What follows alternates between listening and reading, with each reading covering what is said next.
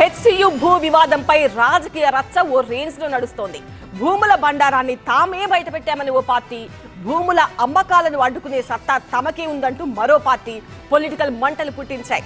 Central empowered committee భేటీ తర్వాత నడిచిన credit war next level కి వెళ్ళింది. అసలు ఇంతకు ఏ పార్టీ భూముల బండారాన్ని బయటపెట్టింది? ఏ పార్టీ హెచ్సియు భూములను కాపాడుతూ వచ్చింది? అన్ని పార్టీల నేతలతో భేటీ అయిన ఎంపవర్డ్ కమిటీ ఏం తేల్చింది? దేశవ్యాప్తంగా సంచలనంగా మారిన కంచ గచ్చిబౌలి భూ వివాదాన్ని తేల్చడానికి రంగంలోకి దిగిపోయింది సెంట్రల్ ఎంపవర్డ్ కమిటీ. వచ్చి రాగానే భూముల్ని పరిశీలించింది. 400 ఎకరాల స్థలాన్ని సందర్శించి అక్కడున్న వృక్ష సంపద, వన్యప్రాణుల పరిస్థితిపై ఆరా తీసింది.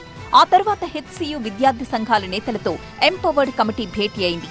ఏబీవీపీ సహా పలు విద్యార్థి సంఘాల నేతలతో కమిటీ విడివిడిగా సమావేశమైంది.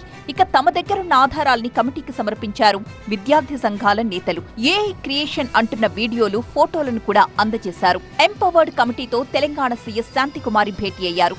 పోలీస్ అధికారులతో వెళ్లి కంచ గచ్చిబౌలి భూములపై వివాదం, ఇప్పటి వరకు జరిగిన అంశాలు, ప్రభుత్వం తీసుకున్న చర్యల గురించి కమిటీకి వివరించారు.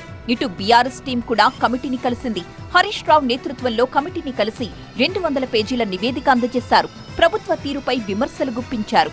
మరి నేను రేవంత్ రెడ్డికి ఇవన్నీ తెలియా? నువ్వు ఆనాడు సెక్రటరియట్ లో 5-10 చెట్లు కొట్టొద్దనే నువ్వు కేసులు వేసినోనివి. 1000 చెట్లు కొట్టడానికి ఏ అనుమతి లేకుండా నువ్వు ఎట్లా చేసినావు అంటున్నా. అంటే ఇది లెగ్గలేని తనమా?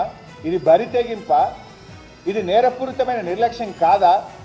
అందువల్లనే కఠినంగా చర్యలు తీసుకోవాలి. తెలంగాణ బీజేపీ నేతలు కూడా ఎంపవర్డ్ కమిటీని కలిశారు.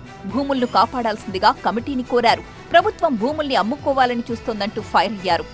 ముఖ్యమంత్రికి కనీస జ్ఞానం ఉండాలి అని చెప్పడుతా ఉన్నా. ఆనాటి ఆంధ్రప్రదేశ్ రాష్ట్రం వాటా చట్టం తెచ్చింది, వాటర్ ట్రీ ల్యాండ్ యాక్ట్ తెచ్చింది. ఇవాళ ప్రైవేటు వ్యక్తులు తన ఇంటి వద్ద ఒక చెట్టు కొట్టుకుంటే కూడా పర్మిషన్ తీసుకోవాలి.